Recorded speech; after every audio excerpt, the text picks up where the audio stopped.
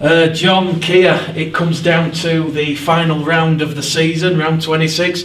A lot to play for both the Bradford Bulls and the York City Knights. Yeah, I think, first of all, I'd like to congratulate York because I think it's been a fascinating, intense, tough sort of joust at the top of League One, and should they come out on top, all well and good, you know, they've earned that. Should we come out on top, we'll feel the same. But it's been a really tough race throughout the 26-week season, and both teams have produced some high quality rugby league. So, you know, congratulations to James Ford, congratulations to the York City Knights, but I do hope they lose this Sunday. That sort of, you know, promotion challenge that they've put the Bradford Bulls in all season long, was that expected, or was that just, you know, come out of the view? It was expected by me. I'm not so sure it was expected by the vast majority of people. I went to watch York play Hunslet in a pre-season game, and I came away thinking, wow, this is a decent, half-decent team.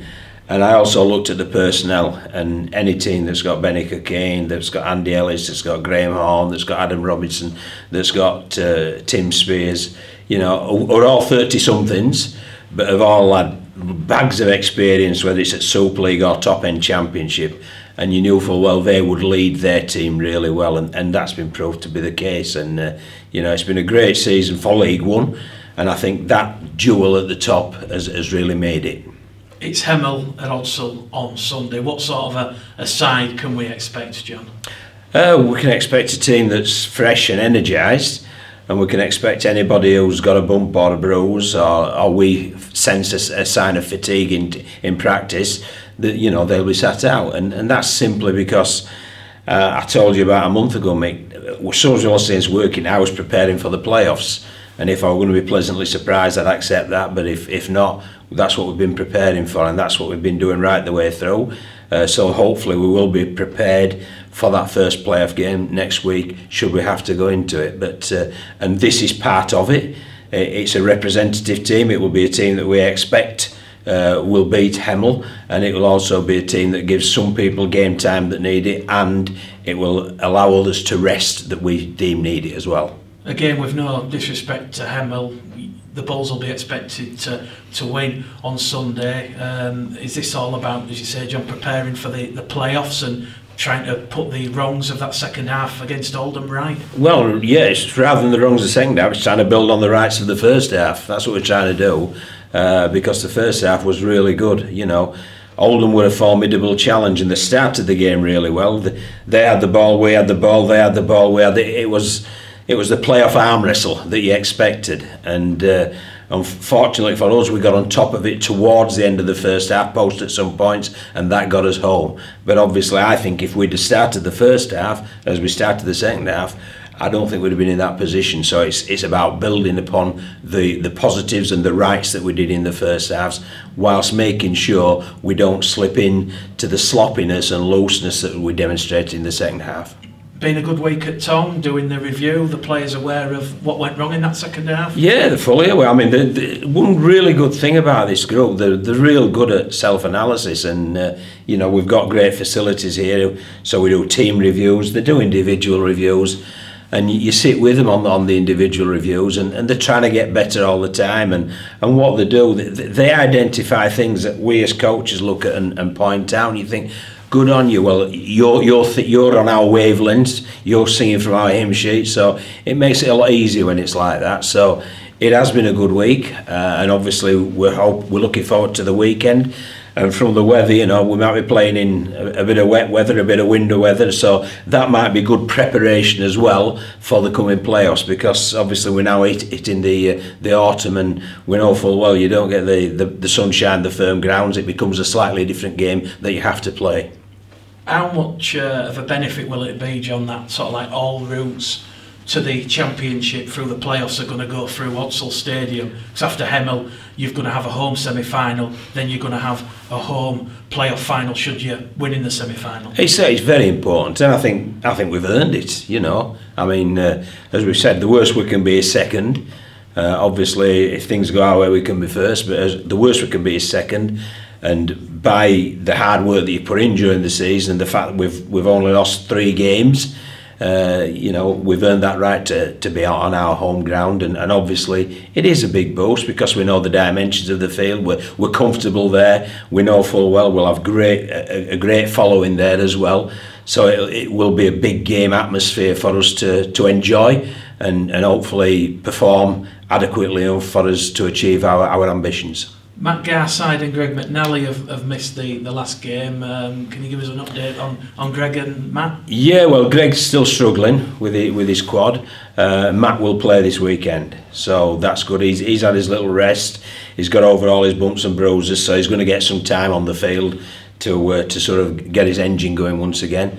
But you know, he's got a different problem now, hasn't he, as well, Matt? Because you know, if you get injured and a young man comes in and the young man takes his opportunity, it makes you scratch your head a little. And I've been absolutely delighted with Matty Staunton. I thought he was our player of the match in the last game against Oldham. And for a lad who's 19 years of age to put in as mature a performance as he did, it's credit to himself, to young Matty, and it's credit to the coaching and development staff here at the Bulls. I mean, when you think about Matt Staunton, he did 80 minutes on Sunday, and certainly showing, albeit you know at such a young age, that utility value, John. You can play him second row, you can play him at centre. Yeah, well, he'd do the same job anyway. I mean, I've watched, as you know, Mick, I've watched the vast majority of under-19 games live. I've watched them all on DVD, you know, so on these USB sticks, whatever they're called anyway, but I've watched them, rest assured. And you know, he's been prominent throughout, and you know, there's people like Ollie Wilson as well, and young Foster and Rowan Milnes. We're blessed with some real top quality kids coming through, and obviously one of my tasks is to first of all get us out of League One into the Championship and hopefully head in the Championship to Super League, but at the same time maintain this homegrown philosophy that we've got, because we've got a cartload of Bradford lads who are playing in this Bradford team and are very proud to do that, and are doing a real good job doing that, and I'm very, very proud of that as well. Is Sunday perhaps to an important game in building some momentum for the playoffs to blood perhaps Rowan Milnes again, Oliver Wilson? We'll have to wait and see. You know, we'll reveal the squad 48 hours before and we'll see. But I wouldn't blink to play. I mean, Rowan Milnes played up at Newcastle, and that ain't an easy game to play in. Matty Staunton's played at Oldham, and that wasn't an easy game to play in. So I certainly wouldn't blink to put Milnes, Foster, Wilson into a team against Hemel whatsoever, because they're good players and they're not far away from justifying a first team spot. In terms of injuries from the Oldham game, have we got an update on Tayo Igodo? We saw him on crutches at full time. Yeah, Tayo's been treated by Matt Crowther, who's the Castleford and England physio, and he's having a scan on his ankle and his knee just to check that there's no hidden damage. He certainly won't be available this week, but we're pretty confident he'll be available for the week after. So again, that will be Matty's working with us in order to try to make that a reality. And I believe James Laithwaite's rehabilitation's coming on nicely. It is going really well, yeah. I mean, he's in front of where he should be, which is all good for us. And obviously, the quicker he gets fully recovered and his rehab's completed, the quicker he can get it back into full training. Hopefully for you know, for next year, because we'd certainly like to keep him, and we hope we can keep him. In terms of what's happened at Odsal this week, John, there was an announcement the other evening where Alex Stevenson, Elliot Cullen and Thomas Doyles have signed their first professional contracts. Yeah, and they've earned it. I mean, they've earned it. You know, I think young Doyle is as tough as teak, and he's been great. And Cullen's come out of nowhere as a really good centre, and obviously young Steve at fullback. I mean, anybody who saw that opportunity try against Catalan could see he's got a bit of football in him, and he's a good defensive fullback. So yeah, we're blessed, and they're coming through, and it just goes to show the strength in depth that we've got, and that's one of the reasons why we'll be running first grade, reserve grade and academy scholarship, you know, all the way through, because we feel that is the way forward, and I'm convinced it's the way forward, and the club believe it's the way forward as well. And the signings for 2019 continue to pick up pace. John Magrin was announced last week. Yeah, it's a good one, isn't it? Yeah, I was delighted with that. I mean, John was one that when I was at Wakefield, we were looking at John, so he's one that we feel will add something to our middle unit, and we've already got a good middle unit anyways, but it's like I've always said, mate, you need competition for places, but you need quality competition for places as well, and he will certainly add that. And D, or David Fogging Johnson, whichever way he wants to be called, he's going to be announced later on Thursday evening. He is, then call him what he likes, as long as he come here and his attitude's good, he works hard and he plays well. So, but yeah, he's an exciting young winger who we've signed, and obviously he'll be putting pressure on the more established ones.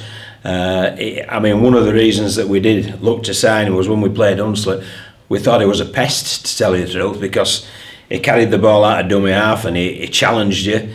And we knew full well from watching in prep games when we're doing our preview of Hunslet that he can finish. He's got some pace, so it was one all the time. You sat up and thought, well, this kid can play, and he can. And obviously he'll get an opportunity next year to show all the fans at Odsal exactly how good he is. Yeah, he's got some good pedigree, obviously, coming through the Warrington Wolves Academy and then following Gary Thornton at Doncaster and now Hunslet. He's got quite prolific pace. He has, yes. And I mean, I first saw him playing in the academy at Warrington, and obviously John Bastian, our head of youth here, worked with him over in Warrington, and we know full well what he'll bring.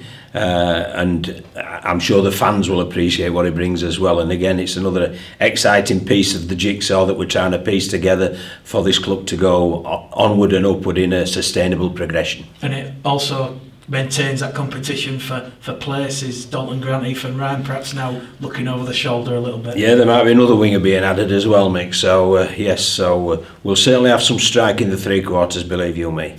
Just finally, John, it's the awards ceremony in Manchester on coming Tuesday. You've been in contention for the head coach of the year for Betfred League One, alongside Leon Price and James Ford. Have you got any thoughts on that, or potentially who you think deserves that accolade? Well, I think first of all, I'm very proud to be nominated, but I think my nomination isn't for me. I think it's for the players and the staff here. And it shows what, you know, that we've had a good season, so I'm delighted to be nominated, and I think Leon and James deservedly are nominated as well. I think Gary Thornton, perhaps on the budget he's had, can count himself a little unlucky. And you've got young Carl Forster as well, haven't you? But Whitehaven has all sorts of problems, and they're still challenging for a playoff spot. And you know, my old mate Richie Horn, who I coached at Hull, he's done a pretty good job at Doncaster. So there's been some good work done in League One, and obviously us three are the lucky three to be nominated. But you know, James, I would say if I was going to put a bet on, I'd put it on James, because they've obviously been fantastic, haven't they, York, and he's done a great job.